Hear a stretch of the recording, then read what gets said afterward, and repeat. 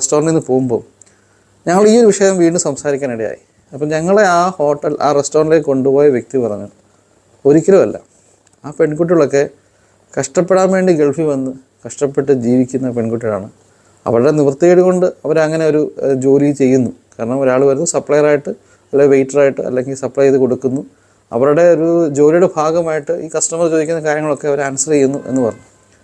ശരിക്കും പറഞ്ഞാൽ അത് കേട്ടപ്പോൾ എനിക്ക് സന്തോഷം തോന്നി. കാരണം ഓക്കെ, നമ്മുടെ ഭാഗത്ത് തെറ്റിദ്ധാരണയാണ്. ഇപ്പോൾ നിങ്ങൾ ഈ വീഡിയോ കേൾക്കുമ്പോൾ നിങ്ങൾ ചിന്തിക്കും, എന്തിനാണ് ഞാനിത് പറയുന്നത്? പലപ്പോഴും നമ്മൾ കാണുന്ന പല വ്യക്തികളും ഇങ്ങനെയാണ് സംഭവം. നമ്മൾ ചിലപ്പോൾ കാണുമ്പോൾ വിചാരിക്കും, ആൾ ശരിയല്ല, പോക്ക് കേസായിരിക്കും, അല്ലെങ്കിൽ അവരുടെ സംസാര രീതിയോ അല്ലെങ്കിൽ അവരുടെ പെരുമാറ്റ രീതിയോ കാണുമ്പോൾ വിചാരിക്കും, അപ്പോൾ ആണായാലും പെണ്ണായാലും ശരിയായിരിക്കത്തില്ല എന്ന് നമ്മൾ വിലയിരുത്തും.